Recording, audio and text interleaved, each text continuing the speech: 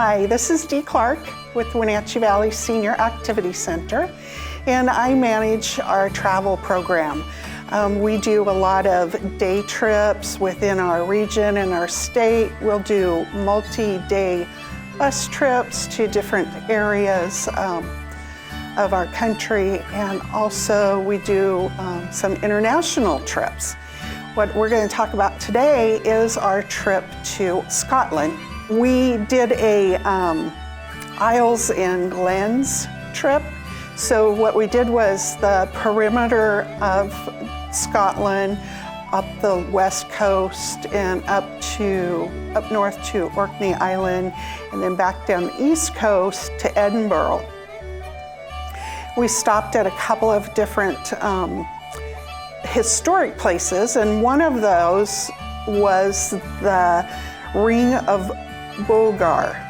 Now, this is a Neolithical ring and henge, similar to Stonehenge, but this one is the most complete circle anywhere in Scotland.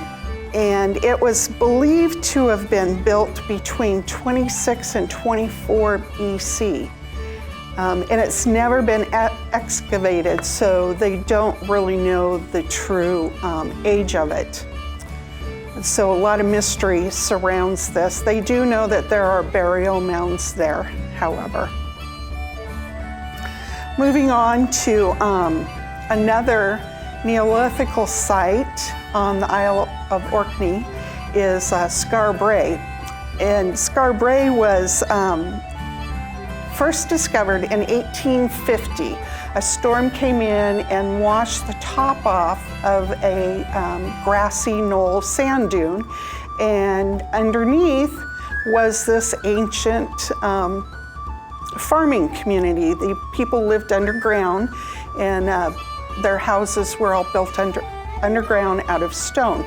And it's believed to date back more than 5,000 years. A few of the castles that we visited in Scotland were the Eilean Castle. I always thought, as do most people I think, that it was named after a woman, but it actually literally means Isle of Donan. So this little castle is recognized worldwide as probably the most photographed castle in Scotland. You see it on cookie tins all the time, and calendars, things like that. Dunrobin Castle is the stately home of the Sutherland clan in the Highlands. And it's the family seat of the Earl of Sutherland, who incidentally still lives there. You can tour the inside of part of the castle. The other part of the castle, the family still maintains and lives there.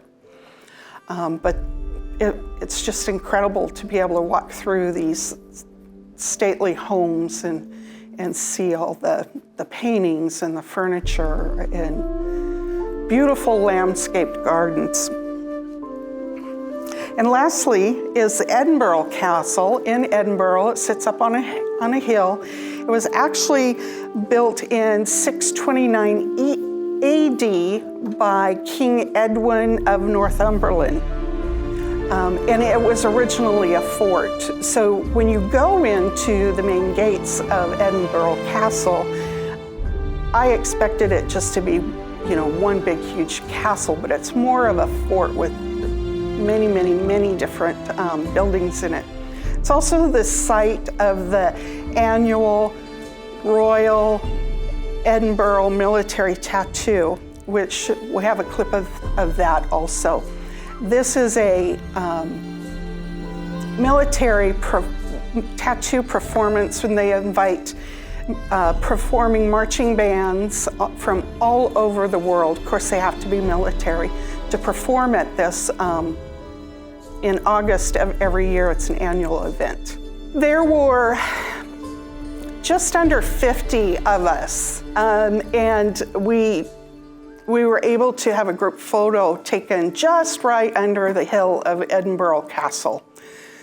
So it was a very diverse group, you know, some older, some younger, some had ties to Scotland, some not. But yeah, we had a great time. It was a wonderful group.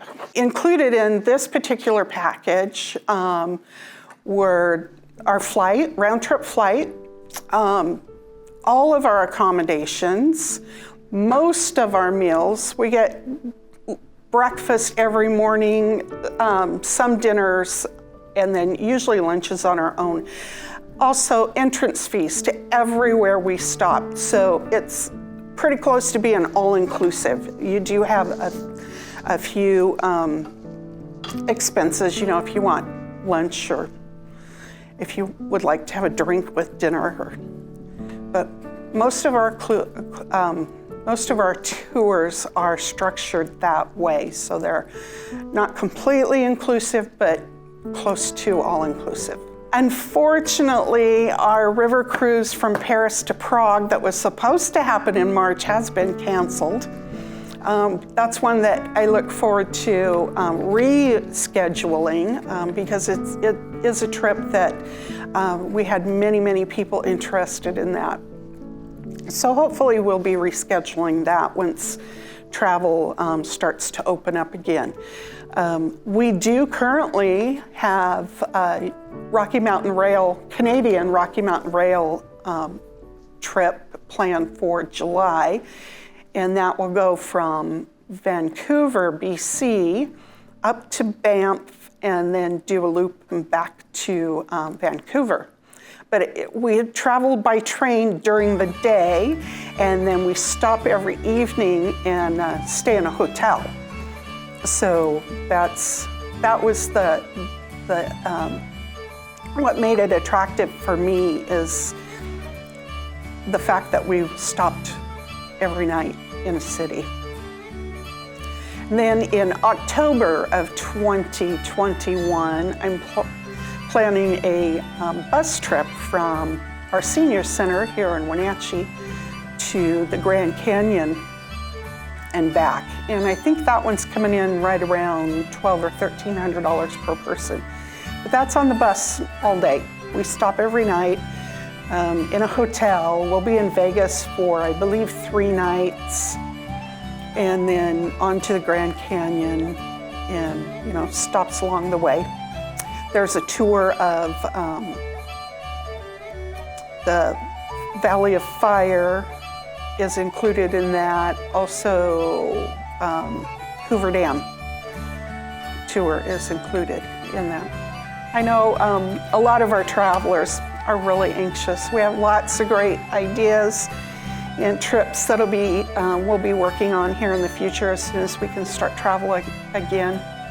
We've talked about maybe a Panama Canal cruise, and that would be a sail through. So it goes from like Florida to California. So it's not just going into the canal and into the lake and then back out the canal in the same direction. It'll actually be a sail through.